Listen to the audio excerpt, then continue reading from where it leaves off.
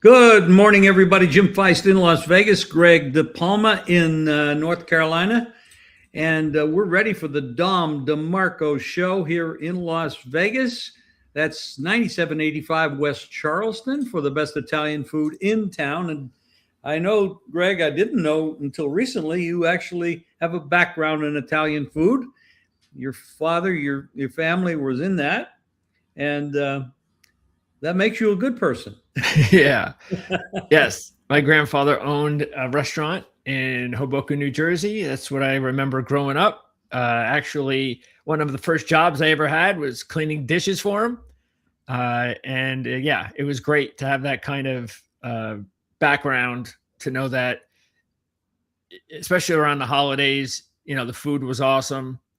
And, it went from grandfather to daughter, which was my mom.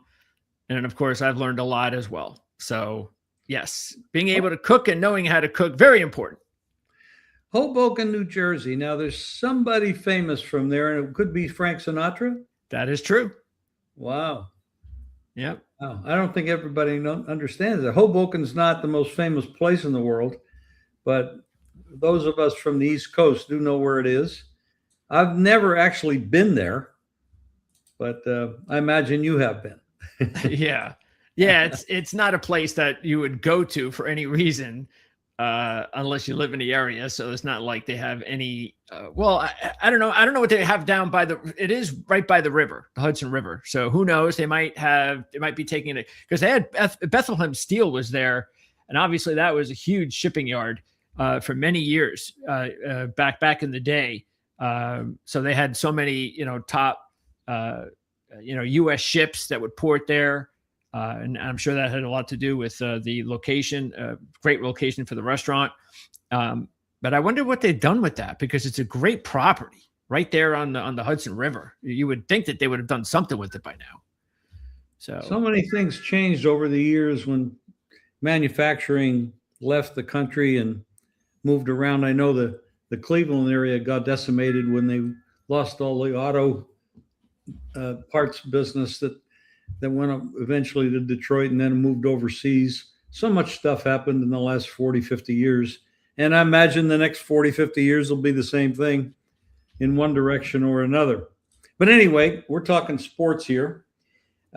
We just watched the Masters, which was quite interesting. Rory took off like a bat out of hell the first 2 days, had a slump on day 3, and then came back and did pretty darn good on day 4 to win it all, which was a back-to-back winner for him.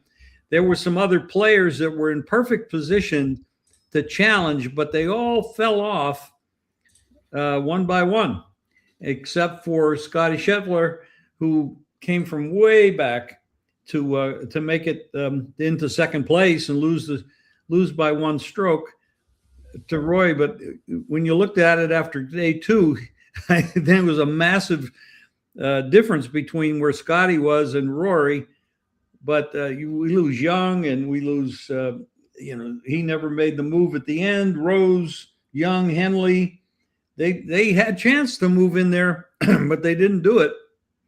I was really disappointed in Rose and some of those chunk chip shots and stuff. You could see he was either getting very tired or very nervous, so it didn't work out. But I know we had two golf shows on last week, one with Brady Cannon, another with Jan Stevenson. How did they do in their picks? Do you remember? Well, Jan's long shot pick was actually Sam Burns, who was 100-1. And he was right there, only a shot back when the day started. But Sam Burns just had a really hard time recently in closing in majors. But the good part is his best 3 major events result wise have come in his last 3. The Open Championship last year, actually it was the US Open, the Open Championship, and then the Masters. Problem is he went into like the last couple like right there with a chance to win and just did not play well at all. So even though, and previous of those last 3, he never had really good results in majors. So he's getting there. He looks like he's primed to win one soon, but he just can't close. And as far as Justin Rose, it shows you that even a major winner, a player at 45 years old, can choke. And that's exactly what Justin Rose did. He completely choked. As soon as he had the lead, all of a sudden he couldn't hit the ball anymore.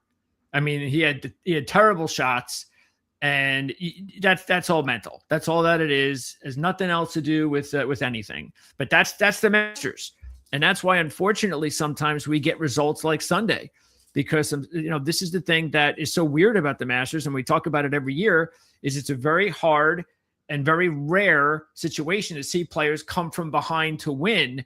And you would think that there would be more, and we saw it yesterday. We saw it on Sunday. It's just, it was not a good day. And most of the top players failed. Yes, they did on Sunday. Yes, they did. It was not about Rory. Just didn't fail. That's what he did. He didn't play great. He just didn't fail. Everybody else failed. That's right. Exactly right. Scotty, I thought, did very well, but Scotty did well, but he was never really in it. Yeah. He came from, if Rory would have missed one or two extra shots, he would have actually tied or won. Yeah, he would have. Yes. He was right there. I mean, if Rory would have choked. Yes. Yeah. It's but it was still interesting. I mean, you come into the last couple holes, you had a bunch of guys. He was at 12, and there was one. Scotty was already in at 11, and there was a whole bunch of people at 10. And that's not much of a difference. Anything can happen. And but it is what it is. And now this week, Greg, you have some insight at what's going on in Heritage. Well, this is a signature event. And what they do is they play these 8 times a year. And this gives you an opportunity to play the best players in the world. They play for the biggest purses.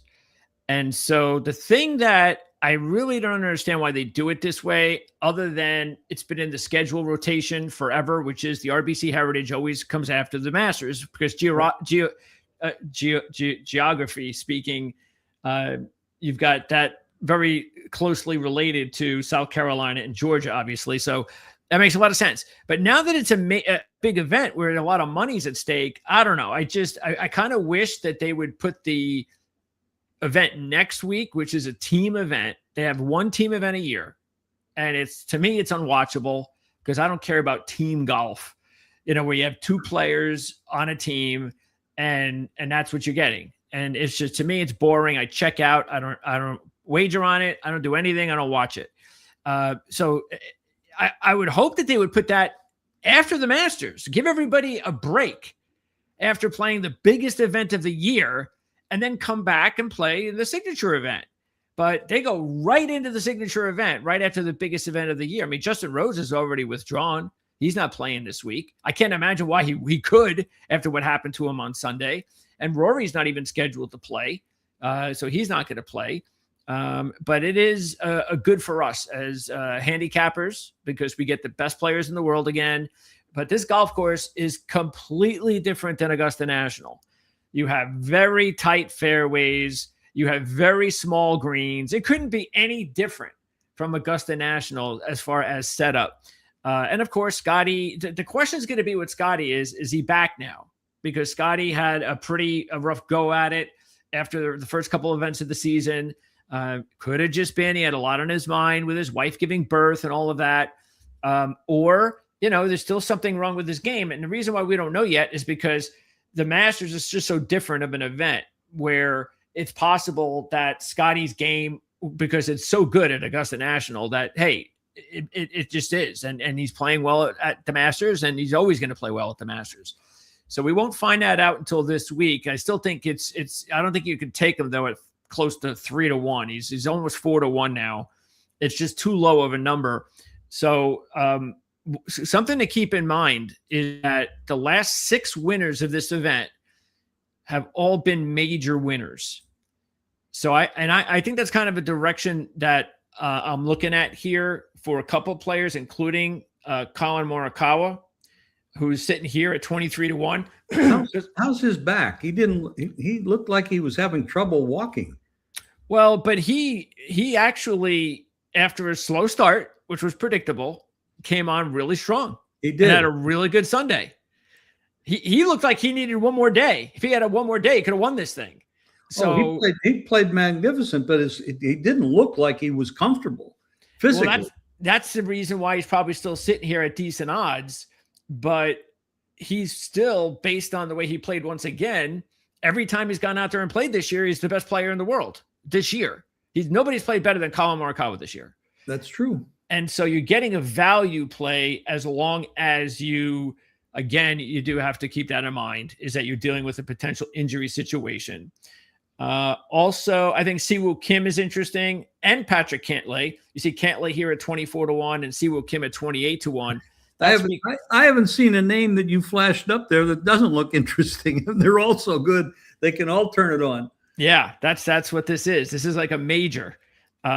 So because Cantlay, he's made 7 of 8 cuts with 7 career top 15s, 5 top 5s, and a runner-up. His last 4 years to this event, he's got a combined 54 under par, finishing 13th, 3rd, and 2nd. And he's coming off a good showing at the Masters. So I think he is definitely one to play. And then Siwoo, especially at that price, Greg. Yeah, the price isn't bad. And again, you're going to get good pricing because there's all the top players are here, and Cantlay is not considered right now one of the top players. He used to be, but he hasn't won in a few years. So it's been a while for Patrick Cantlay. Siwoo Kim's another one.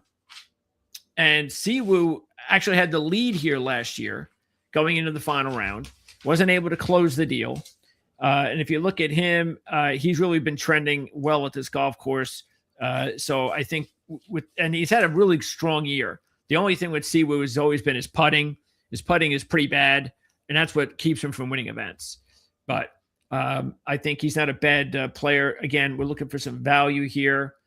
Other than that, I'm going to be doing a report probably by Wednesday. I don't think it'll be tonight, but probably on Wednesday, I'll put out the report to get my final picks, and I'll post them as usual. So I don't really see any big long shots except maybe where's Sung Jae Im in here? Sung Jae Im. Let's see if I can find him in here. There is he. There he is. He's at 100-1. And Sung Jae has played here in the last 5 years, and he hasn't finished worse than 21st. And he has 4 top 15s in those last 5 years. And you're getting 100-1. And he nearly won several weeks back at the Valspar. He had the lead going into the final round and just did not play well. And he had just come back from injury. So maybe he is a pretty good long shot. Max Homa could be another interesting long shot. He was considered one of the top players in the world just a couple of years ago. And all of a sudden his game went to shit. He's starting to play a little bit better right now.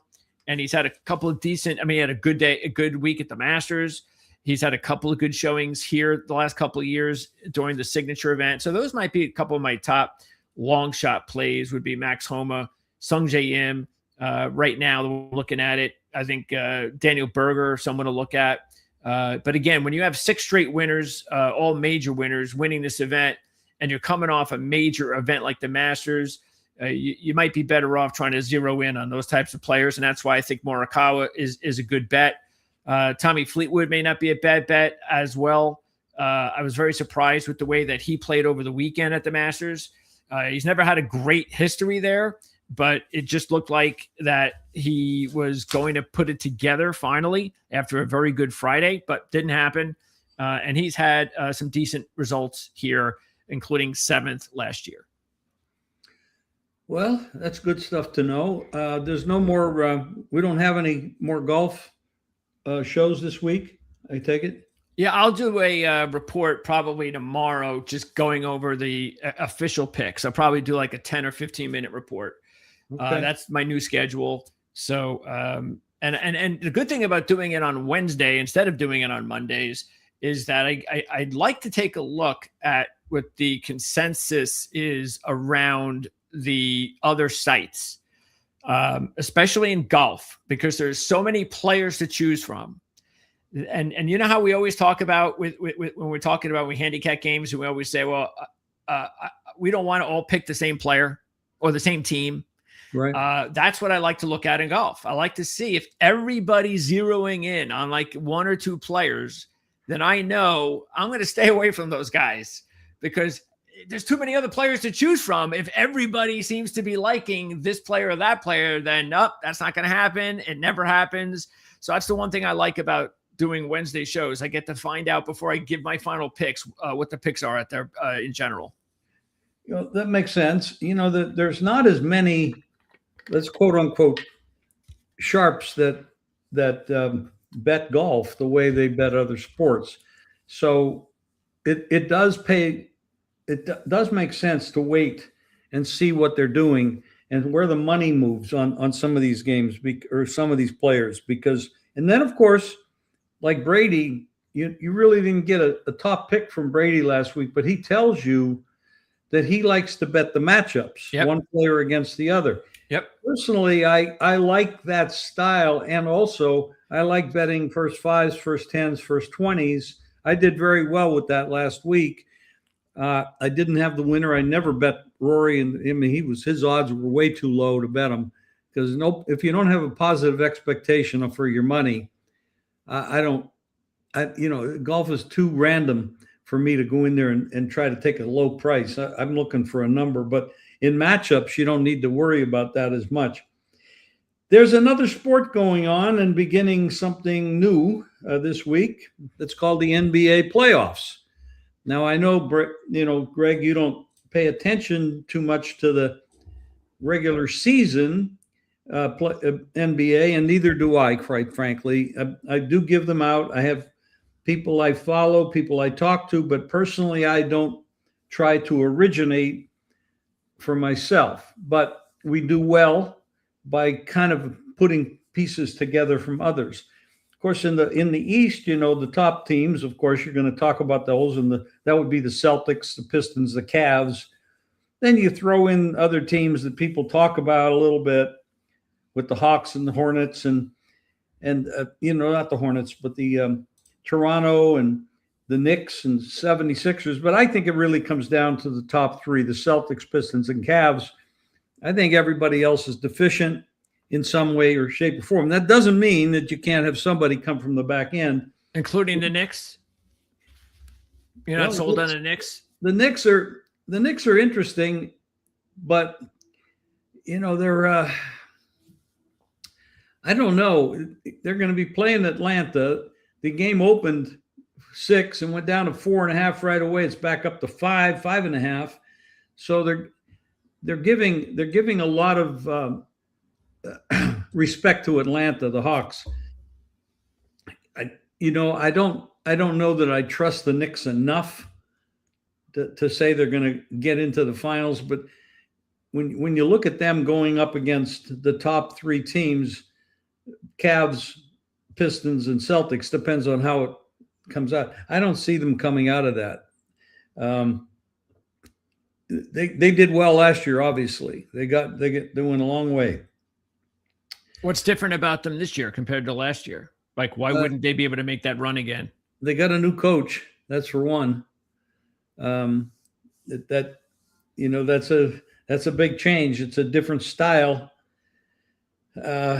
I don't know how that's going to work out. I don't follow enough honestly, I don't follow enough player to player, coach to coach stuff in the regular season. I really start to focus in the playoffs, because I think this is look, everybody knocks the NBA for what they're doing, and they're very poorly managed. This load management BS is horrible. I don't know who the hell came up with that. You got a job, people go to job. I got a job. I'm an accountant for this big company. I decide I'm not going to come in 30% of the time to work. Well, usually you get a pink slip for doing that. Well, in the NBA, you don't, because there's a contract and there's a labor agreement, and it's totally ridiculous. But in the playoffs, they all show up. It's like how do you do that? How do you study teams in the postseason when you don't put the time in the regular season? What is it? Is there a specific way that you handicap the postseason that way? The talent of the roster and the talent of the head coach. And you got to remember, the head coach has absolutely no control of when these players show up during the regular season. These players just decide they're taking the day off, which it really bothers me. But you look at these head coaches and you look at the talent of the squads when they are playing. And there are times during the season when they're all playing at the same time. So you have to focus in on that. And you go back and you study those few times when they actually were playing at or near 100% of their ability. And you say, okay, when I'm looking at it, who do I like? The Celtics, the Pistons, or the Cavs? They're the top three teams in the East, in my opinion. When they're playing at 100%, I got to look at the Celtics because of their experience, the banners on the wall. The Pistons and the Cavs have not done it at that level for a long, long time. So at that level, I would say the Celtics are the best team. Doesn't mean they can't be upset by any of these clubs, but the likelihood is the Celtics might be, in one way, they're going to be a play against team because of the price. You got to remember that. This whole thing is all about price. You can bet the Celtics every day you want. That doesn't mean they're going to cover the spreads. But if you're looking for a series bet or a championship bet, you probably look at the Celtics rather than try to pick them day to day because they're going to be overpriced way too often. But these other teams can sneak up on you because they have talent. Like the Cavs picked up, players during the season. And the Pistons had the injury and their top guy came back. It's going to be very competitive should those teams meet in certain situations. Can the Hawks step up? They start to look pretty good. The 76ers with Embiid, you don't know what the hell he's going to do. So you've got to really look at situations. And, they don't play. It's not a one and done like it is in college. There's a series. And it's important to watch how the matchups work in each game. Because that the good coaches and the talented coaches are going to make adjustments. And that's what a lot of people forget. You'll see one team, they go out there and they're a 3-point favorite and they win by 15. You say, oh, my God, they're so much better. That's not right. Because those coaches and most of these teams are pretty damn close in talent, except for the coaching and the schemes. Schemes are important. So you got to know the coaches that are capable of making quality adjustments. And this is what I do. In the playoffs, I do extremely well. In the regular season, I have no faith in myself. So I actually talk to a whole bunch of people to tell me what they're thinking. And we've had winning season after winning season doing that. But I don't try to handicap teams that are only going to be playing 60, 70, 80% of effort, or their players are on the bench or sitting out because they need rest, quote unquote rest, because they're tired and they're too young and make too much money and have to count their money. But in the West, we're looking, of course, at the Thunder, at least in my opinion, the Thunder, the Nuggets, and the Spurs as the best teams.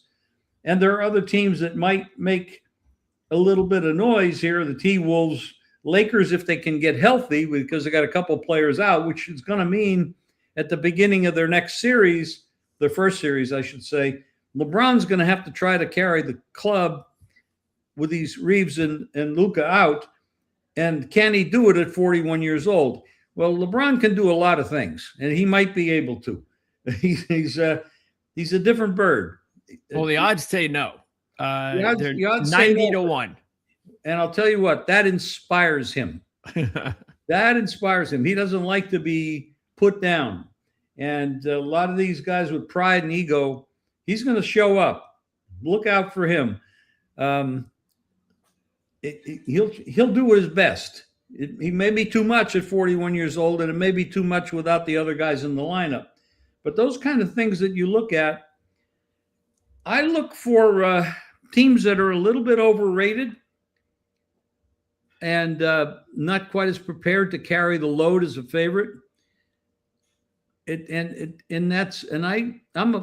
primarily look at underdogs. If I can't, it's not everything, not every game, but I primarily look at underdogs, at least to get in the game, cover, not get blown out day after day, and really show up with a lot of pride, because these guys are all talented. These are the best, maybe the best athletes in the world, honestly. They just don't play consistently. They don't show up. But when they are ready to play, they are the best athletes in the world. They're big, they're strong, they're fast. They can do a lot of things on a basketball court. So I get pretty excited about the playoffs. It's been a moneymaker for me for years, and I'm looking forward to it. Okay. So what about these play-in games tonight? Are any of them worth your while? You got Charlotte, Miami. Miami is a 6-point dog. You got Portland. Phoenix is a 3.5-point favorite in that one. And then tomorrow, Clippers 5.5 over Golden State, and the 76ers are 2 over the Magic. Well, first of all, let's just talk about the Warriors. Curry is going to probably be on restricted minutes. So, can he carry the team on a restricted minute situation? We know the Clippers are healthier, and that's why they're they're a 5.5-point favorite. And as a Charlotte, I don't believe Charlotte deserves to be a 5.5, 6-point favorite over Miami. And the reason I say that is Miami has a lot of history. Let's call it history. You do have the Pat Riley Spoelstra situation there. These guys have been around a while. They know how to coach. I'm not saying Charlotte can't coach, and they have a lot of talent, and they're at home. And a lot of people are saying how dangerous this Charlotte team can be. But it's one thing to be respected. It's another thing to have to carry the load as a favorite. There's so many teams that are good when they're not being asked to be the favorite. When you take a team that's an underdog normally in a pressure situation and you make them a favorite, it's not easy to carry that load. We see it in all sports. I'm on Miami. I took 6.5 when it hit that number. 6s are out there everywhere right now. I see 6.5 still at ESPN Bet. 6s most places, 5.5s at a couple of places. Matter of fact, right now only one place has 5.5. So I took the dog. I think Miami Heat are live. I think they're dangerous. The other game, Phoenix and Portland, I have no opinion. Okay, and then tomorrow's matchups, you mentioned the Golden. Well, you mentioned it with one of them, and you have nothing on the 76ers or the Magic either. Well, Embiid's an issue. He's got appendicitis and all. I don't know. There's always something with that guy. Yeah, I know. Well, these guys are paid too much to have to work. I mean, what the hell? But if you have appendicitis, that's a legitimate problem. If he's not, Orlando is real. Obviously, these are the last 8 teams in the playoffs or trying to get into the playoffs. So they're not the best. They're not the most talented. They're not most consistent. In most cases, situations like this, I'd be looking at the underdogs. Now, with Golden State, it is an issue when you have a team that's not that healthy and you got Curry, unlimited minutes. God only knows what you're going to get. So Embiid is expected not to play. Who? Pardon me? He's not going to play. Curry? Embiid. Oh, Embiid. Yeah, I didn't expect him to play. No. Yeah. I would probably be on Orlando there. And I would be on Golden State if Warriors had a healthy Curry. So what I would say with that game, I would see how that game starts. And a lot of this stuff in the NBA right now with these teams is going to be a live betting scenario, in-game betting. I like doing that because I can see what's going on, who's having problems defending a player or couple schemes that a team is running. And and they're not adjusting properly. And if they adjust, they might have to put one player on the bench in order to adjust to a scheme, which makes them weaker in another situation. And if you understand basketball or football when in the same situation, you can take advantage of it. So at this point, like I said, these aren't the best teams, but they're all still NBA quality, talented basketball players. I would look at the dogs just in general. That's my position most of the time. And the other thing I would be doing is looking for live opportunities in game. As if you understand the sport, you understand what's going on. Coaching moves, look at the coaches, who's got the experience. Now, if you don't have any players, the coaching moves are not going to matter because they can't do anything about it. But most of these coaches have a lot of experience. And let's look at the other side of it. Look at totals. Do you see anything in the total market that might be interesting? Miami and Charlotte opened 25. It's up to 30. That's 225 and a half, 230 and a half. So you're seeing Miami and Charlotte being higher than the odds maker made it. And I find that to be interesting to watch that kind of money move, because most of the time when totals are bet, that's not the average player betting them, and they're not going to move that much off the average player if they don't bet them. It's sharps looking and that stuff. Now you get the Golden State Clipper game, hasn't moved at all much. Maybe a slight tick up, but the Clippers have beaten Golden State 9 out of 10, both straight up and against the spread. And the dog has won outright in 6 of them, including the only win by Golden State. They were a dog in that one. So, well, that might tell you why the game opened 3.5, went up to 5.5. So Clippers have definitely dominated the series. So we'll see if they can continue to do it in a one and done situation. And then taking a look at some of these things are not one and dones, because I'm not going to try to explain what the NBA is doing here, but there's winners of certain games will play the winners of other games in these playoffs. They're not one and done for everybody. No, I mean just these games, right? That's just these games. Now, when you get to the actual playoffs, they're best of 5, best of 7. Yeah, then they'll slog it out and bore everybody to death until game 6 or 7. I can tell you love the NBA. Yeah. Hey, I used to be a diehard, just like every sport, until about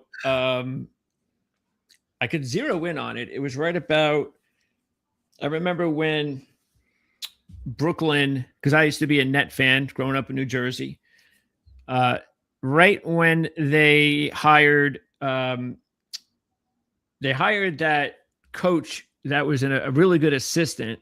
I forget where he was, but anyways, really good assistant, not a big name, and had a lot of lunch pail players, and they were going through like a transition, and they were fun to follow because of that. And then the very next year, they got rid of the coach, went with like a bigger name coach, and then decided to bring in elite players.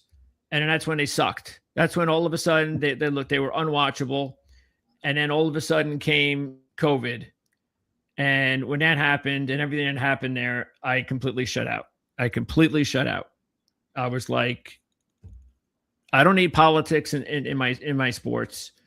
And it was already getting to the point too, where it was really hard, even right now, watching. We can probably go around the league and take a look at all the top players in the NBA and their stats and their scoring and rebounding. And you don't really, I bet you're not going to see a lot of household names from that you would really recognize, even unless you were a diehard college basketball fan or followed international basketball. It's just not the way it used to be. It's one of those deals where people always talk about how free agency ruins sports because you can't get attached to players. Well, that's sort of like what it's been for me and a lot of other people like me with the NBA, not because of free agency, but because of the one and done deal. Is you can't, you can't get an opportunity to grow with these players in college and then follow them into the NBA. Now it's like, if they're that good, it's one in, then they're right into the NBA. And it's like, it's just, and they don't get an opportunity to develop because they go right into the NBA. So yeah, I'm sorry. I know that, look, if you're an NBA fan and you're a diehard fan, then you love the sport. Like you've always loved it. You might be a little bit upset about load management and tanking, but you love the sport. But a sport cannot survive without the rest of the fans. And the NBA has lost all the fans except the diehards. Diehards are or handicappers. Everybody else is gone and checked out. There's no reason to follow the sport for the average sports fan. There just isn't. And again, I don't know if they're ever going to get back to figuring it out, how you can develop these kids back in college the right way. Maybe never go back to that again. But I think if they don't, I don't think they're ever going to get those fans back. I just don't. I think they've got to figure out a way to get that familiarity back where you learn to grow with players. And it's hard. It's because these kids are basically 2 years out from high school into the NBA. How do you follow these guys? You can't. So yeah. And then all the politics also just is a complete, when you allow coaches like Steve Kerr to go on his soapbox and talk about all sorts of shit, it's embarrassing. Nobody wants to hear this shit. Nobody. And it's the only sport where you see them talking like this. You don't see them talking like this in the NFL, hockey, baseball. It's only the NBA where they allow these political head coaches to come out and talk shit when half the country doesn't give a crap what they say. And the NBA is okay with it. And if they're okay with it, you don't need me and you don't need half the country. So that's the way I think about it. Well, I'm glad you had time today to vent. That's good. I appreciate and respect your opinion. I had to get it out there, so now you know. Well, let's go. Let's take a look at because we're trying to make some money here. So, what do you think? Because here are some series matchups.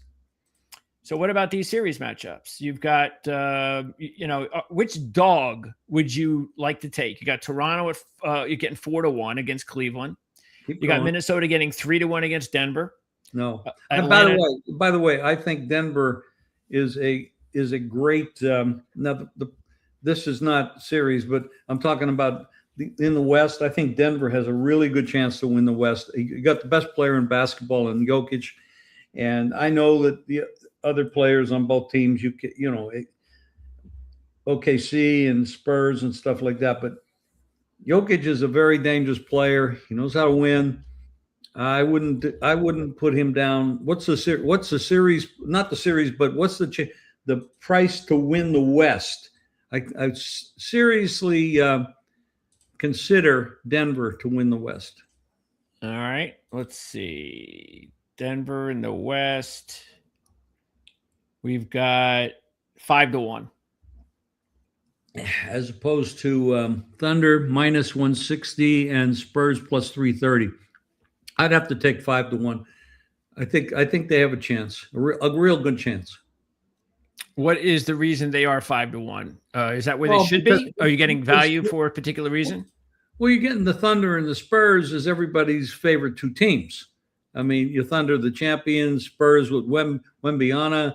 I never say that right, but I think you got to look at the Nuggets as a possibility to go far in this. And like for me, it's worth $100 to put on Denver. Okay. And do they have a lot of the same players that when they won the championship? That was 2 years ago. They have several of the same players. The Thunder are the best team. We know that, but the Nuggets gave the Thunder a lot of trouble last year, and I think Jokic is determined to get his name back out there. To me, he is the best player. To me, but I don't think you can stop him at all when he's going. And that's the coach that is now the coach with the Tar Heels now, right? Yeah, when Malone, he got fired. Yes. When did he get fired? I think in the middle of last season. Okay. I'll try to remember that. Okay. Because that was a little bit of controversy, wasn't it? Oh, When it he was got a fired? very strange move, in my opinion. Yes, it was. Yeah. And it didn't help him so far. They haven't, but I guess this is the same coach. Same as last year. Yeah. Okay. So they're the best value, 5-1 in the West to win the West, which probably makes them about 10-1. Let's see, to win the championship. A little less than that. Yeah. Why would I take 8-1 to win the championship when I could get 5-1 to win the West? Makes sense. Yeah. Okay. So let's go back to the series. So basically, as far as the series is concerned, you like do you like any of these? Minnesota, Atlanta's plus 230 against the Knicks, and the Lakers are. I think the Hawks have a good chance to upset the Knicks. Okay. So this would be your top dog. It's not top, I don't know about top dog series. But it's a decent play. Okay. All right. So that's the series prices there. And then let's take a look at we go back to where we were as far as the futures. So let's go championship. And you see 3 of the top 4 from the West. Who do you think, what's good value here? Or do you think it's going to go chalk? I don't think the East is going to beat the West. I think it's the 3. Well, you got 3 and 3 here. But the short money is in the West. The Cavs and the Knicks have the longest prices. Yeah. And Detroit too is there. Yeah. But Detroit's a real deal. I mean, they can this is a newbie coming into the playoffs. They haven't been here in a while, and they might surprise. But I don't think the East is going to win the championship. I think it's going to be from the West, and I do agree the top 3 teams from the West will beat the East. Okay. But there's absolutely no value there. None. And is that also because of the fact that you think OKC is a real legitimate, strong chalk champion contender? They are definitely. Yeah. They have same team from last year. Yes, basically. Pretty much. I mean, they all have a couple different players and stuff, but yeah, basically. Is that their first championship? Yes. Okay. So they're going to put a little string together here. They're going to try to get a little dynasty going. Is that possible? Do they have the type of youth to do that? When they go on the floor, they have the best talent. Does that mean they're going to come off the floor with the win? I don't know. But most of they should be the favorite. They've earned it. But I do think the Spurs and the Nuggets can upset them. I think the Nuggets have a better chance. I like Jokic. I like the Spurs are good, but they're young, and I don't know that they're ready to do that. But I like the Nuggets to upset the Thunder if it comes down to that. Let's see here. This is the stats for the Oklahoma City. These are their individual stats. I want to see who these guys are. Okay. So now this guy, is he an import? European? I don't remember this guy in high school and college. Yeah, he's from the United States. Yeah, but he's a tremendous player. Oh, he went to Kentucky. Man, I don't even hardly remember him. Oh, he's a one and done guy. Okay. He's a tremendous player. No, okay. Yeah, so he was a one and done kid, and he's one of the top players in the league now. Oh, a lot of people would say he's the top player. Okay. Yeah. And you've got Chet Holmgren, Jalen Williams, Jai Mitchell. Man, I don't know who these guys are. Chet Holmgren, where did he go to college? Gonzaga. Yeah. Okay. He's a big guy, 7-footer, I believe. Okay. And Jalen Williams, he went to Santa Clara. Good player. Solid player. Well coached. Solid. That's nice. Jay Mitchell, Santa Barbara. Look at this West Coast trio. That's right. The Big West and 2 WCC players. You got to love that. Isaiah Joe, Arkansas. Another him I don't know. I don't know him. All right. And Jared McCain. I know him. He played at Duke. Okay. I remember him. Aaron Wiggins. I remember him. All right. Wiggins. It's Wiggins. Yeah. Weren't they a team that was not relying on the 3-point shot last year? I'm going to check that out.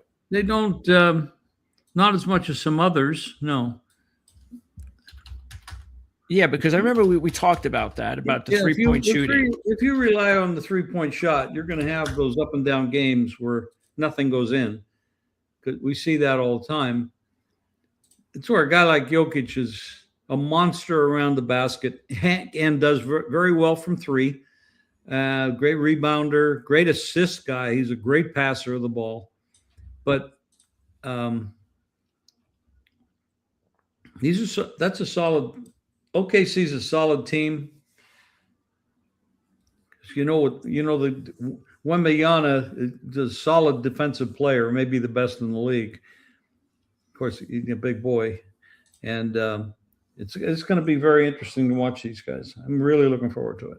All right, so 3-point percentage. Denver's at the top of the league. And where's his OKC? Where's OKC?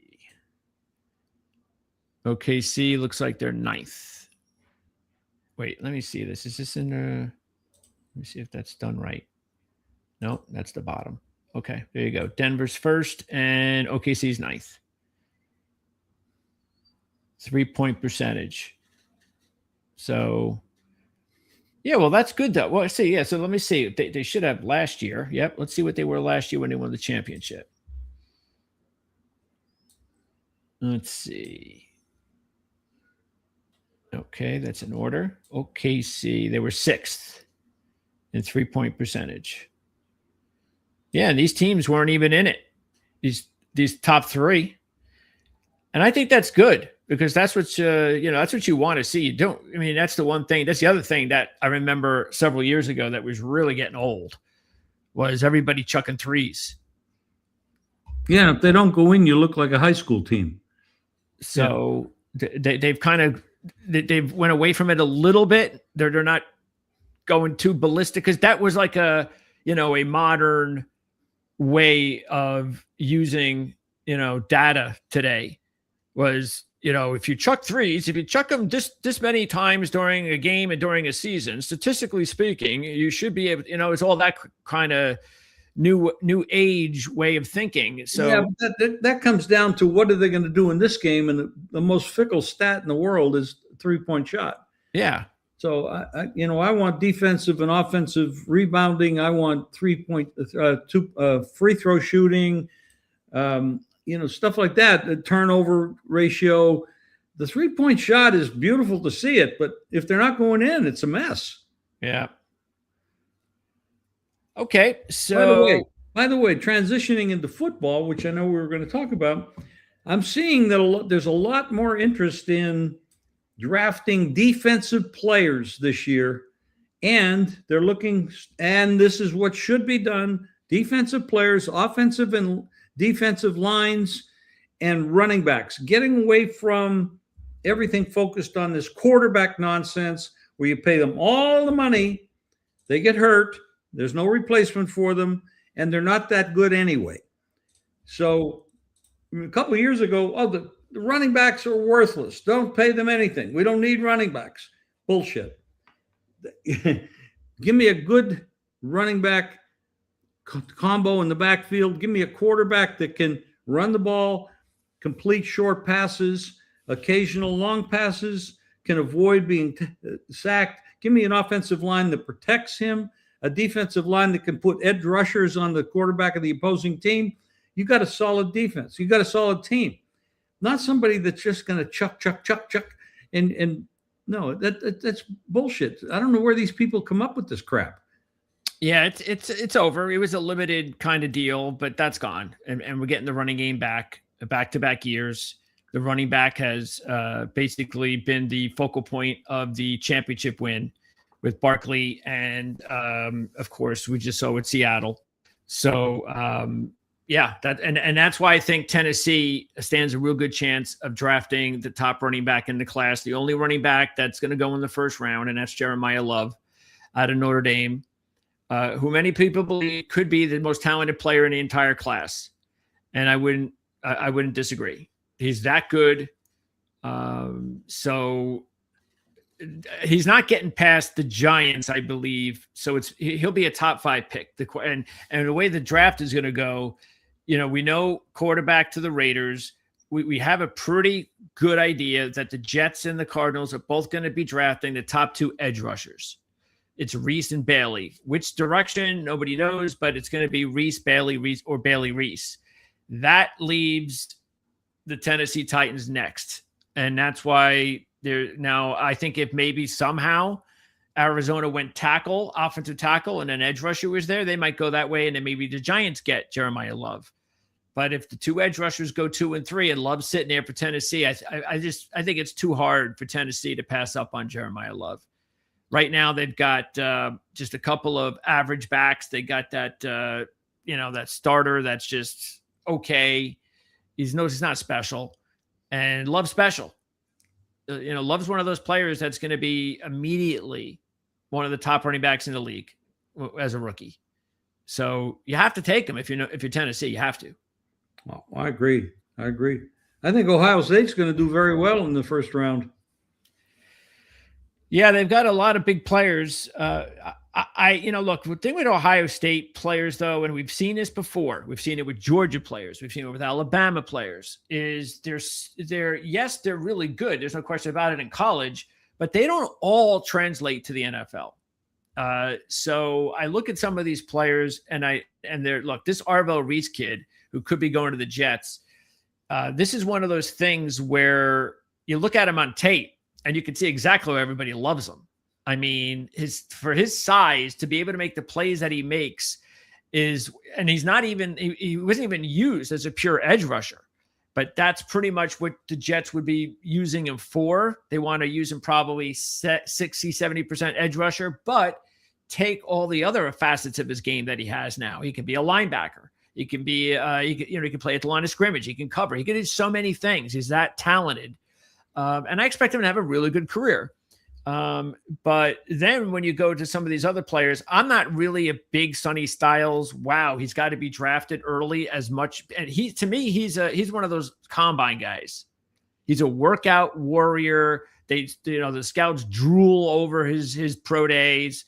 He's one of those players. But it's interesting. They now talk about the last off-ball linebacker that was drafted in the top 10. There were 2 of them. And neither player ended up having great careers. And so that's the first thing that I picked up when they compare, hey, Sonny Styles supposed to go in the top 10. The last 2 off-ball linebackers that drafted in the top 10 were these 2 guys. And I'm like, well, those 2 guys weren't very good. So why would you, and the reason to avoid taking an off-ball linebacker early in the draft, because off-ball linebackers they're not designed to be playmakers. Let's just say they're not designed to bust up the game. They're designed to play a role that is important, but is not nearly as destructive as some of the other roles on defense. And so that's why it's as great as a workout warrior Sonny Styles is. I just think that he's going to end up being drafted a little bit too high. Okay. But this kid, Caleb Downs from Ohio State, is the real deal, because this is another thing that the NFL has not done a lot lately, and that's let safeties get drafted in the top 10. So a lot of people think that the NFL has shied away from safeties being like they're not that important. We're not, because of the way that we structure our defenses nowadays. Safeties are not, unless they're really, really special. And that's kind of what they're looking at in Caleb Downs. I think he's so special that he deserves to break the mold of being a safety taken in the top 10. So that, and I agree. I think he's a fantastic player. I even like Downs better than Styles. I think he's going to have a better career than Styles. So yeah, I think that's another player to keep an eye on for Ohio State. So right there, and Carnell Tate, the wide receiver, the problem with him is that he's not a number 1 wide receiver. He'll be a really good number 2 wide receiver. And sort of like what you saw at Ohio State. They had Jeremiah Smith, who, when he comes out next year, could be the number 1 pick in the draft. Or he'll be the number 1 non-quarterback taken in the draft next year. He's that talented. Wow. But Tate was the second, the number 2 to Jeremiah Smith. And he's got good size. There's a lot to like about him, but he's not a number 1. And that's the thing, is that you have to temper expectations about, because we've seen a plethora of Ohio State wide receivers get drafted over the years. And you know what? They don't all succeed. So that's the thing. It's a numbers game with these programs. Some of them go on to have great careers and some of them don't. So you just have to be lucky enough to take the right guys. But it is interesting. Like you said, you got 1, you've got 2, you have 3, you have 4. 4 potentially drafted in the top 11, which is probably what's going to happen for Ohio State. That's a lot of players. You consider all the talent there is in the country. They're all coming from that team. But there's other players, and there's going to be some sleepers in there. And that's and then, of course, they've got to get to the right team and the right coaching for them to develop. So absolutely. That's the big deal right there, is the coaching. And it's sort of like what I was talking about. I was talking some football yesterday about Willis. Remember, he comes out as a running back turned quarterback, and I'm going to try to become a quarterback and make that transition in the NFL. And he goes to Tennessee, and he looks, when he played, he looked absolutely lost. Like, this guy was overdrafted. He's never going to succeed. No good. Then gets traded to Green Bay. And because he went from Tennessee to Green Bay and got the opportunity to get coached up by LaFleur and the Packers, 2 years later, he's a multimillionaire. Just imagine if he wasn't traded. If he had stuck behind, let's say Ward gets drafted and he sticks behind Ward at Tennessee and he never plays. He's sitting there right there as a backup. We don't hear anything about him. He doesn't become like whatever he made with Miami. The marriage between the player and the coach, and it's and the position coach as well. Yep, it makes a big difference. And when you think about the fragility of these quarterbacks getting hurt all the time, a stronger player that has like somebody that can run and throw the ball might not get hurt as much. It kind of makes sense a little bit to look in that direction.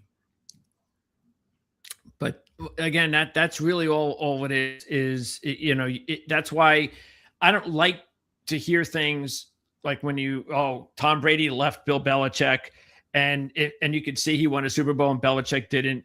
Well, maybe Belichick isn't the great Super Bowl coach that we said he was.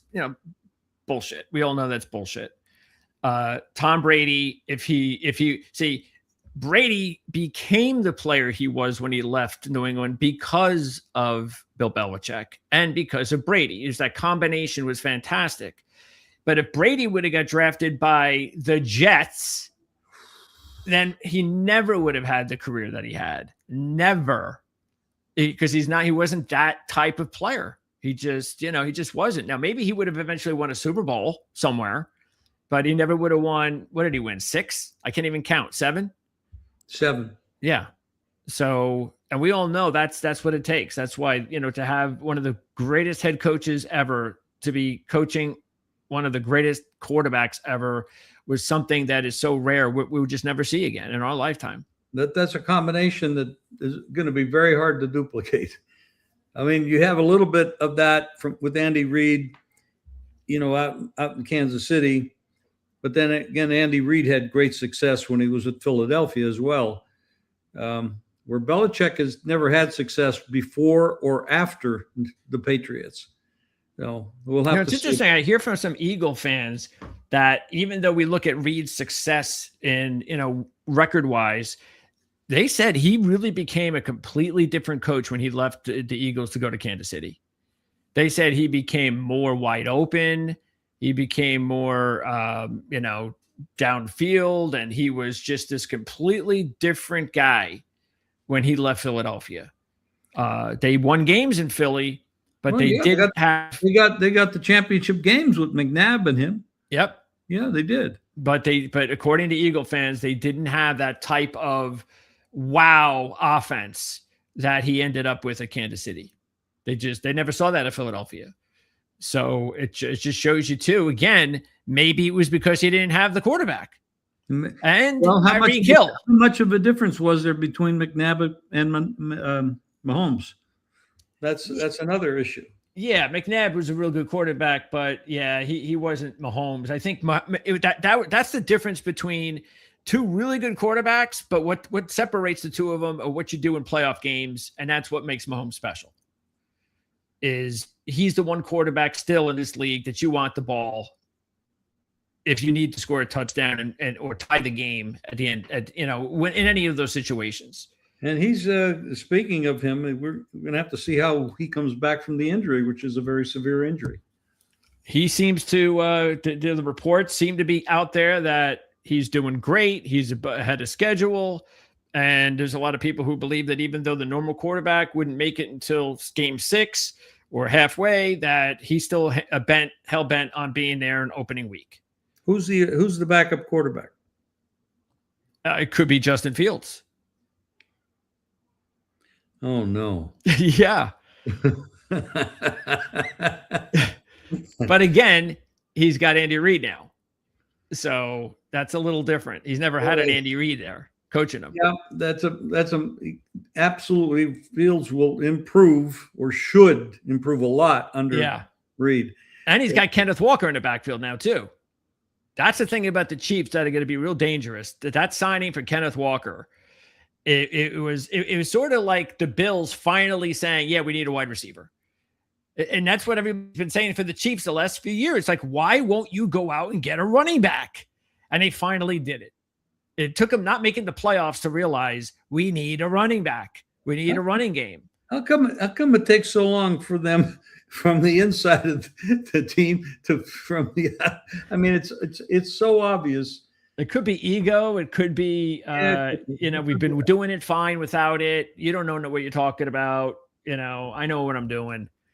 It's worked before. I am sure that we would do better running the entire country. Yeah.